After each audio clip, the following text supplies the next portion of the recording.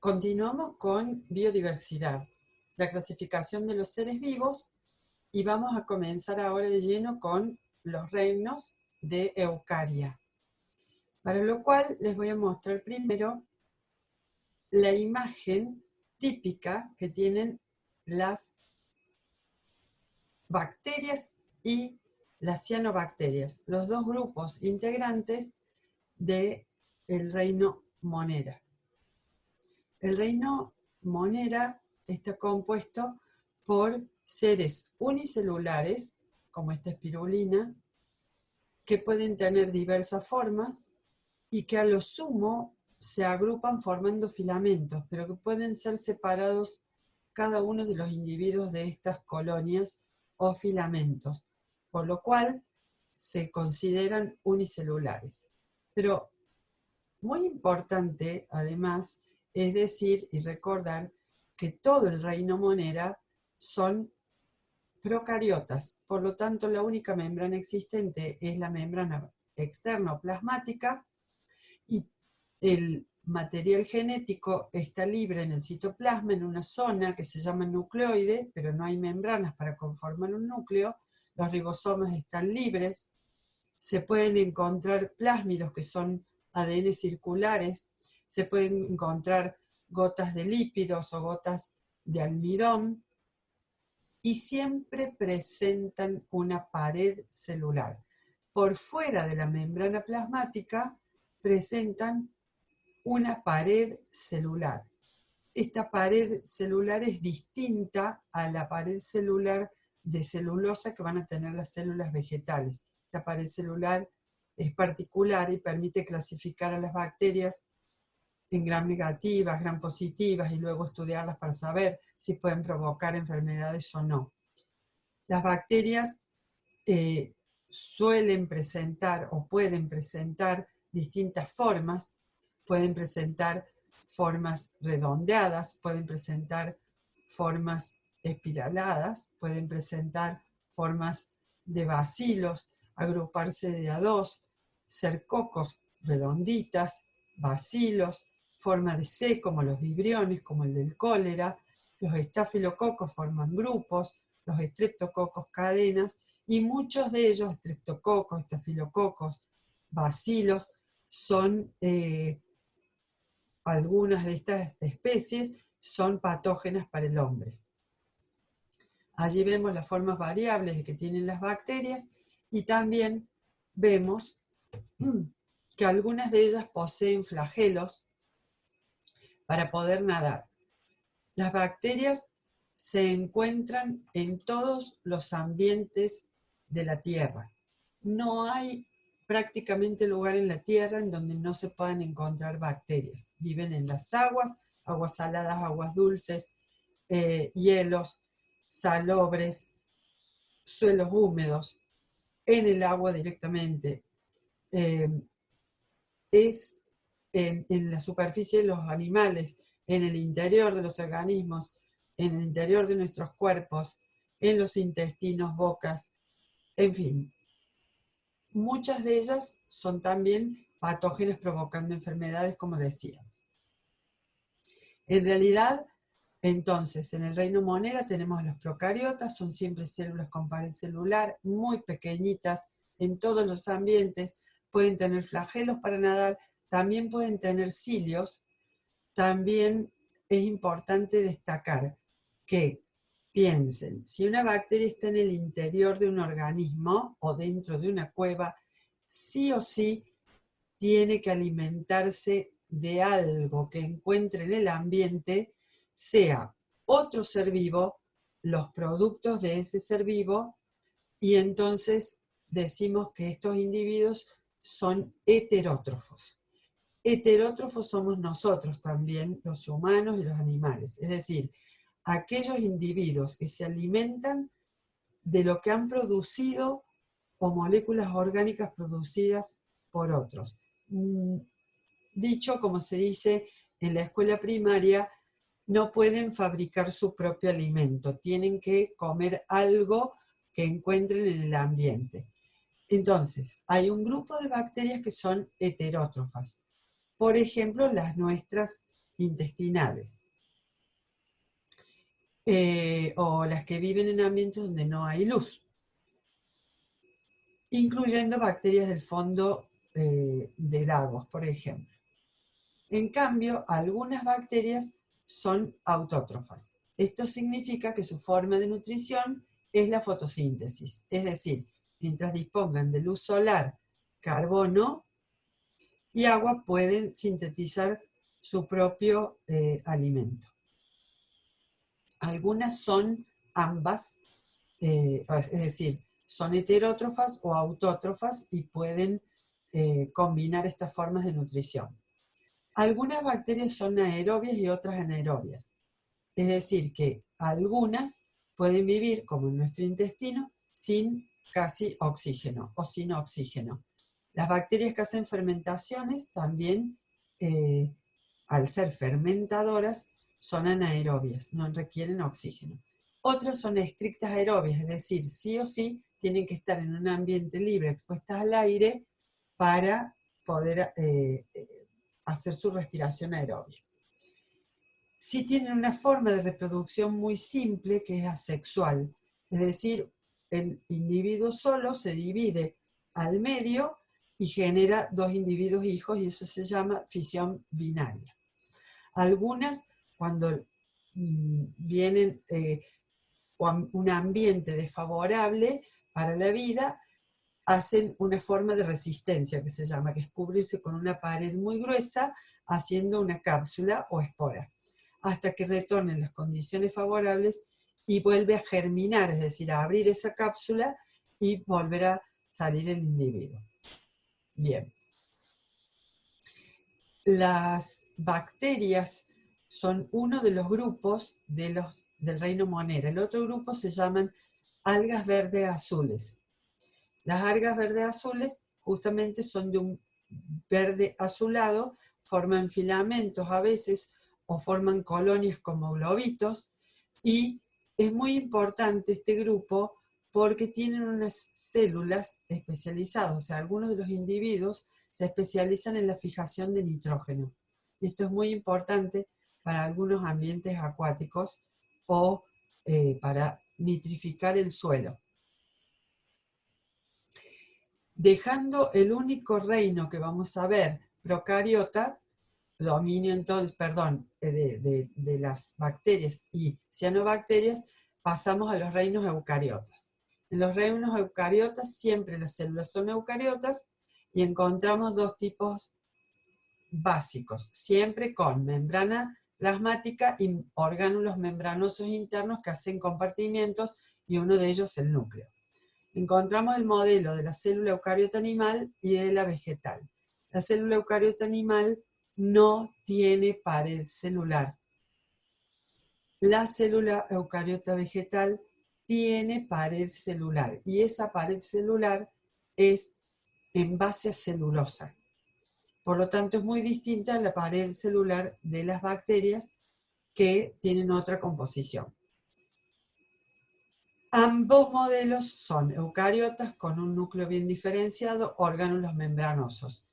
Pero además de la presencia o ausencia de la pared celular, hay otra diferencia muy importante, que es que las células vegetales tienen un orgánulo membranoso que es el cloroplasto, o los cloroplastos, que hay varios dentro de la célula vegetal.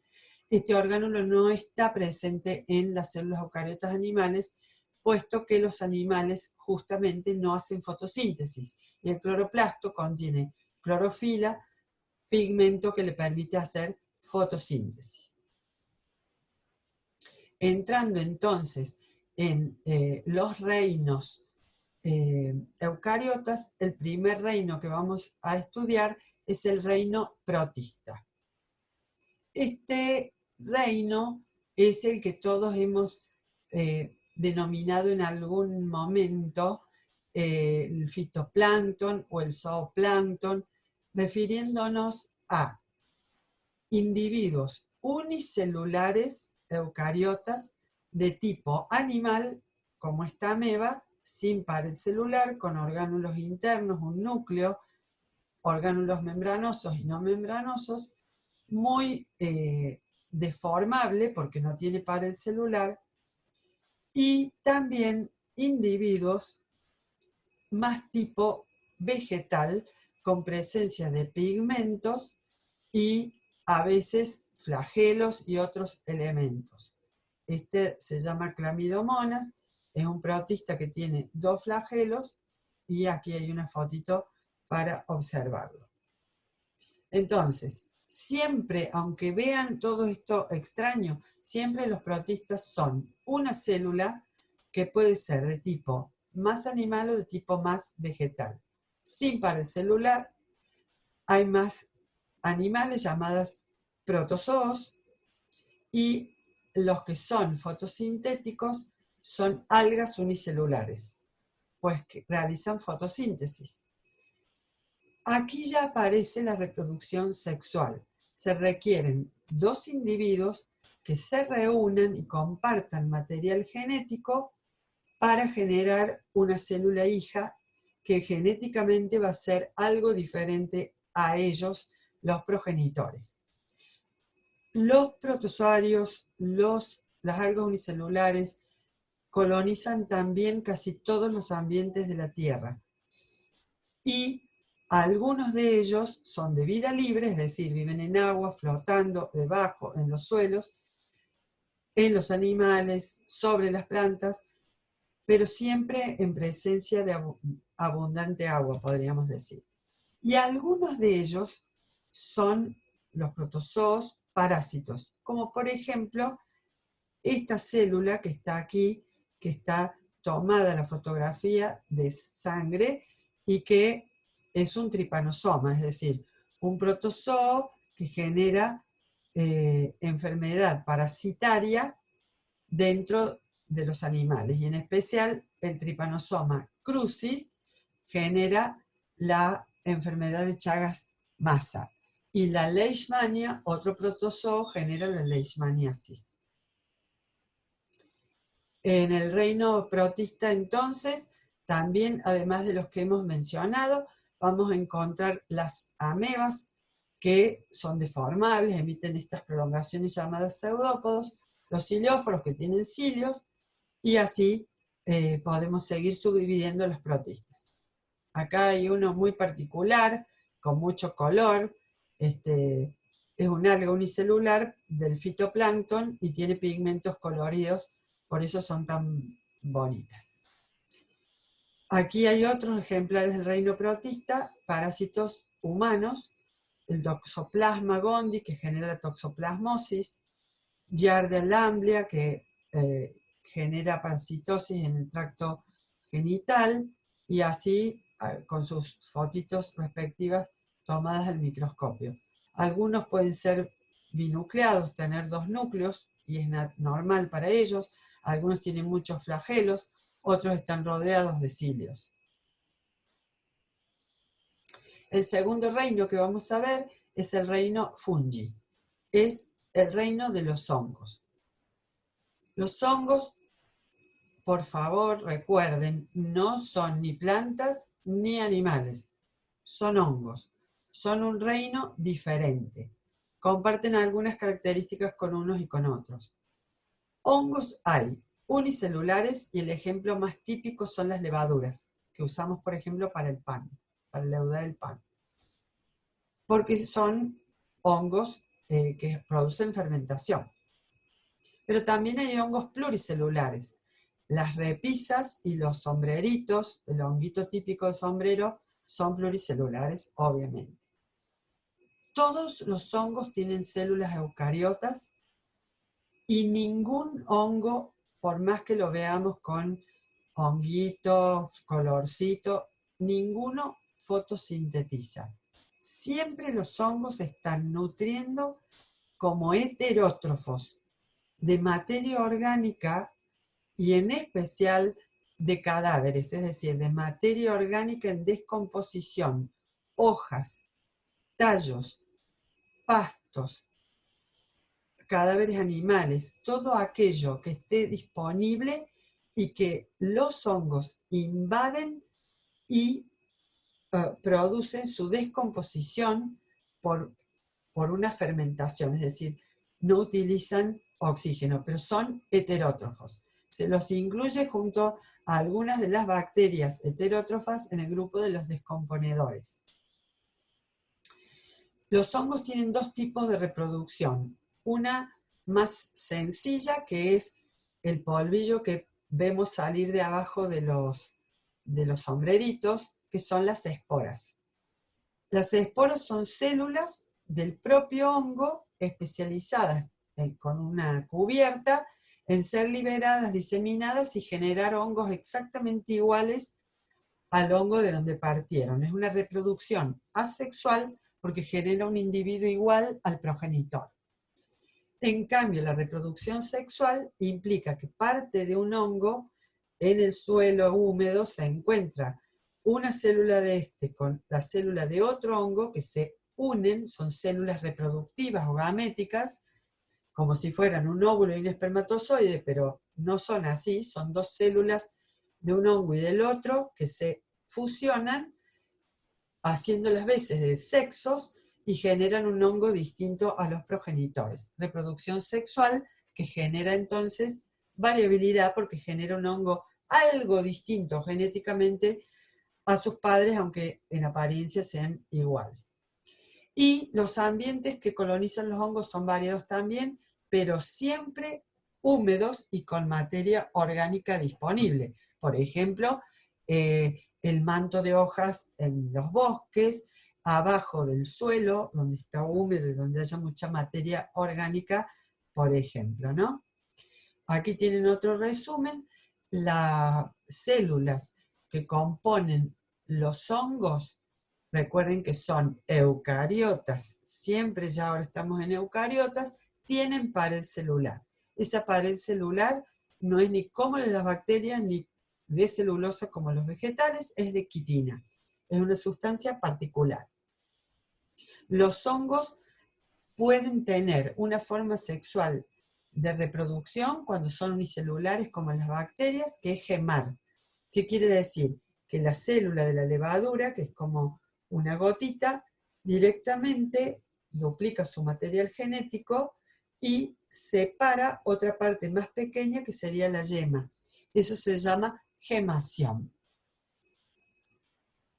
Aquí tenemos un hongo de sombrero, donde podemos observar que el cuerpo del hongo en realidad es esta serie de filamentos que están en el suelo, adentro de una hoja, adentro de un cadáver y que se llama micelio. Ese micelio, cuerpo del hongo, es el que crece y nosotros no vemos. Lo que vemos es cuando el micelio fructifica y da esta estructura en sombrero o un globito de esporas y vemos entonces el cuerpo de fructificación. Cuando nosotros vemos, por ejemplo, un pan o un tomate o una fruta que tiene puntos verdes, que son hongos, lo que estamos viendo son esporas del cuerpo de fructificación del hongo, porque el micelio, el cuerpo del hongo, está repartido en la estructura de la fruta o del pan o de lo que esté invadido por el hongo con su micelio. El micelio, que acá tienen una fotito, está compuesto por estos filamentos llamados hifas con H, que son los filamentos de células. Acá tienen levaduras como las del pan, que son unicelulares, mohos, que son los pluricelulares que vemos que solo largan esporas y vemos por fuera el color de la espora, amarillo, verde, blanco, y los hongos de sombrero que son verdaderos. Acá hay una foto muy bonita en donde se pueden ver hongos de sombrero en un ambiente bien húmedo combinados con los musgos, que son otro reino que vamos a ver a continuación pronto. Bueno, hasta acá entonces hemos entrado en el reino Monera, los únicos procariotas, con variantes nutricionales, heterótrofas, autótrofas, bacterias y cianobacterias. Entramos al reino de los eucaria, o sea, todos eucariotas, y hasta ahora hemos visto a los unicelulares eucariotas de tipo animal y vegetal, que es el reino protista. Luego hemos visto otro reino eucariota, que es el reino fungi de los hongos, eucariotas también, con diferencias porque estos son ni animales ni vegetales. Células eucariotas normalmente pueden ser binucleadas, con una pared celular diferente porque es de quitina, ni la de bacterias ni la de celulosa que vamos a ver en los vegetales. Con una reproducción ya un poco más sofisticada, porque hay reproducción asexual, sexual y gemación, que también es una forma asexual. En la próxima continuamos viendo los reinos eucariotas.